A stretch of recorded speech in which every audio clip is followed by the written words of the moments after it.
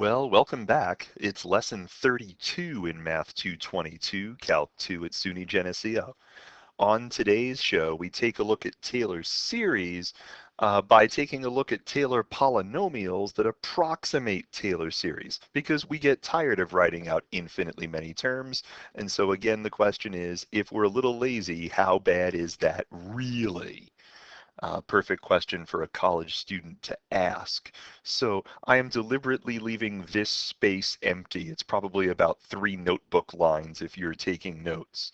So you have some function f of x, and we know from Taylor that you take f at the center, f prime at the center times x minus a, f double prime at the center over 2 factorial times x minus a squared, and you just keep going until so the general term is the nth derivative at a over n factorial times x minus a to the n, and it just goes. This whole thing, if you put a plus dot dot dot, that is a Taylor series. It's a power series centered at A. It's a Taylor series. It is of the right form. Here's the thing. Let's talk about Taylor's formula. Taylor's formula says if f has derivatives of all orders, meaning you can find every derivative you could imagine, in an open interval, call that interval I, containing A, where A is the center of the power series, then for all n in the positive natural numbers and each x in the interval, this thing happens, except if you get tired and you stop writing at the nth term, then all of the rest of the terms, the plus dot dot dot, is equal to some remainder term that depends on x and depends on n, where the remainder term is the n plus 1th derivative at some special place, not necessarily a, over n plus 1 factorial times x minus a to the n plus 1. This is for some c between a and x.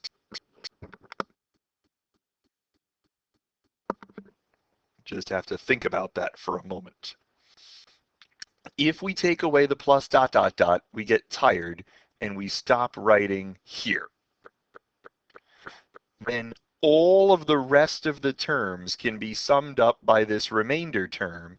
This remainder term has the form of taking the n plus 1th derivative at some point c over n plus 1 factorial times x minus a to the n plus 1. Okay? Here's the kicker. If the remainder term goes to 0 as n gets large for all x in the interval,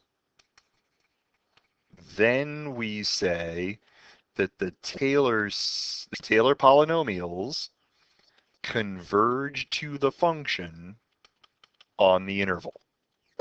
That's what we're really saying. When we talk about Taylor series converging to a function, we mean that the remainder terms are getting smaller and smaller and smaller and smaller. And all of this is going to make a zillion bits more sense when you actually see something. So consider the following.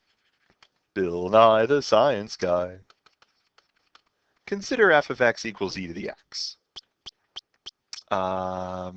We know that if we were to generate a Taylor series for e to the x centered at 0, that Taylor series is 1 plus x squared over 2 factorial plus and so on, so that the nth term is x to the n over n factorial.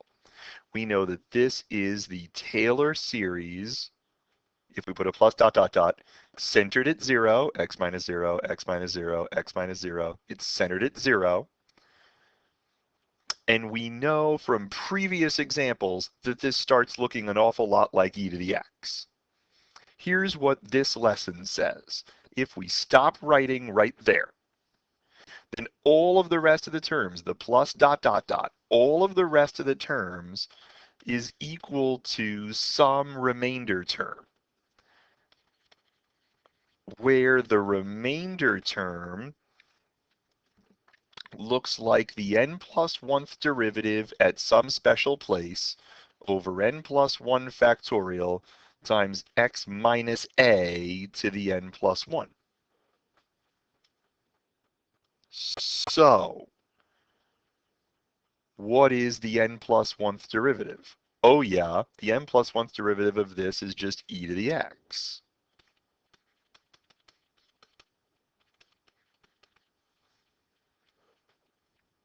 So here's the question. What happens to this as n gets large? Well, this gets large, but this gets larger. Factorials eat polynomials alive, and that's a number. The factorial grows much faster. We could do the ratio test to prove it, but the remainder terms get closer and closer to 0.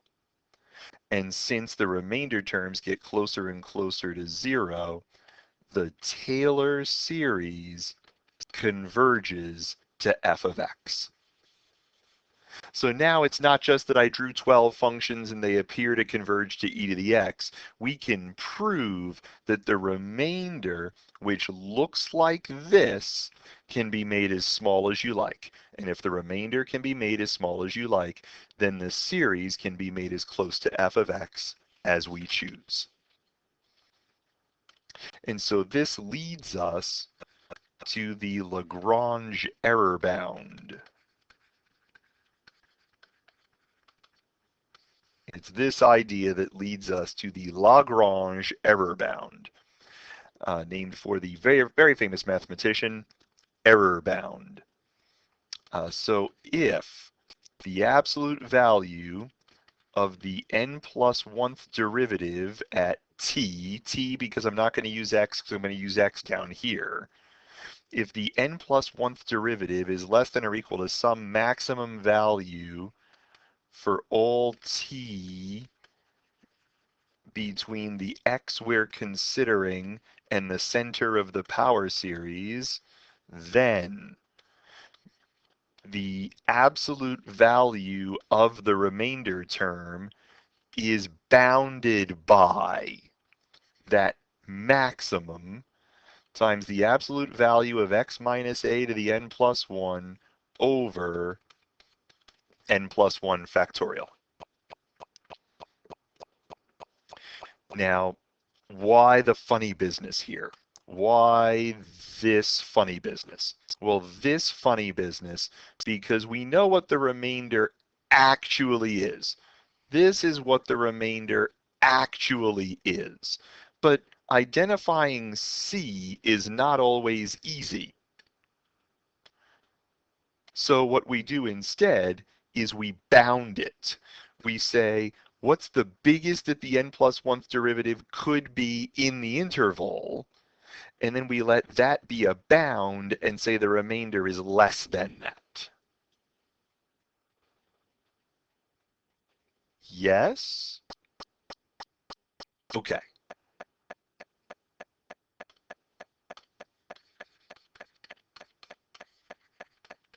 Consider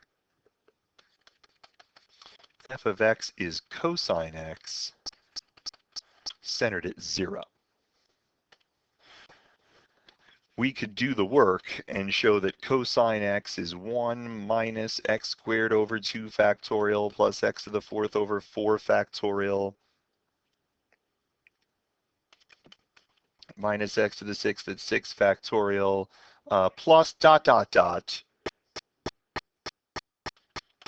plus dot dot dot.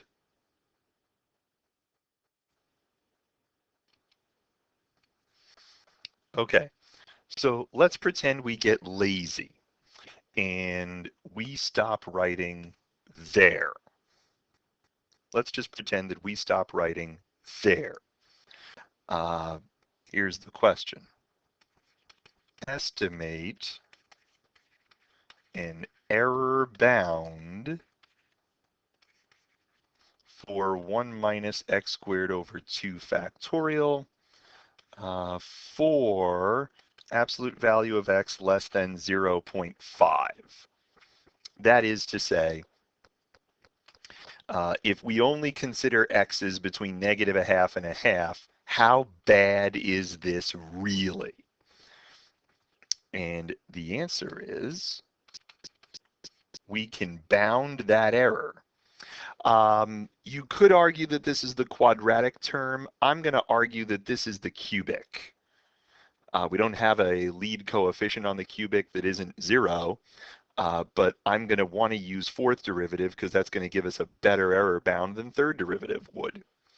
So Lagrange says I've got capital M times the absolute value of x minus the center to the n plus 1 over n plus 1 factorial. What's m? M is the biggest that the n plus 1th derivative will be on this interval. So I know what absolute value of x is going to be. Absolute value of x is no bigger than 0.5. I know that 4 factorial is 24. What is capital M? Capital M is the maximum value of the fourth derivative of cosine x. Cosine x. I got to know what the most cosine x could be on this interval is.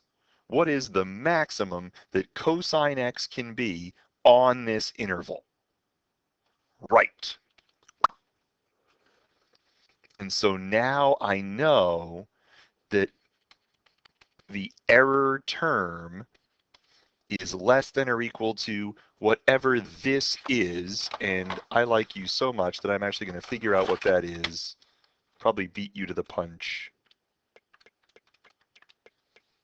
Oh, I did.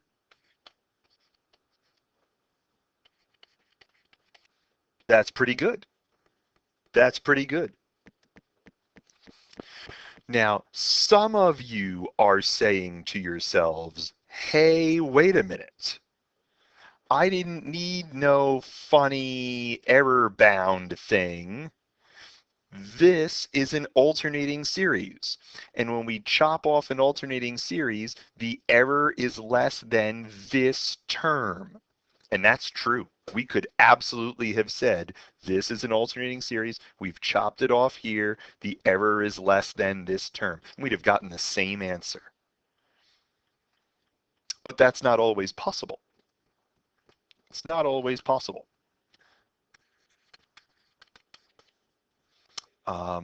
For absolute value of x less than 0.01, the square root of 1 plus x is approximately 1 plus a half x. I want to know what the error generated is. So we've got to look at what the remainder term is for n equals 1. And that is less than or equal to the maximum value of the second derivative times the absolute value of x minus 0 squared over 2 factorial. Now I know that 2 factorial is 2, And I know that the absolute value of x is never going to be bigger than this. I just have to know what the maximum value of the second derivative of this function is. So f prime of x is 1/2 times 1 plus x to the negative 1/2. So f double prime of x is -1/4, 1 plus x to the -3/2. That's -1/4 times 1 plus x to the 3/2. And so the question is, on that interval, absolute value of x less than 0.01, what is the most that this will be? Well, this will be as big as it can be when the denominator is as small as it can be, and that'll happen when x is -0.01. So this number up here is 1/4 times 0.99 to the 3/2. And then whatever this number is our error bound. Turns out to be 0.01 squared divided by 2 times 4 times 0.99 to the 3/2. And that's 0.000013-ish approximately. Like 127. Okay, so what are your big takeaways? What do you have to know coming out of here? You have to know that if you stop writing, this is the remainder term. That's the piece to take away. And then you want to be able to generate those remainders when we gather. In fact, and I'll just throw this up as a quick oh-yo, because I recognize that I've gone longer than 15 minutes.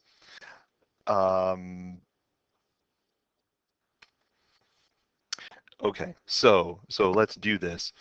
Sine x is approximately equal to x minus x cubed over 6 for values of x that are really, really close to 0. Let's say for absolute value of x that are less than 0.2. I would like for you to estimate somehow, maybe in a variety of ways, the error bound on this interval. Okay? Okay. Thanks, everybody.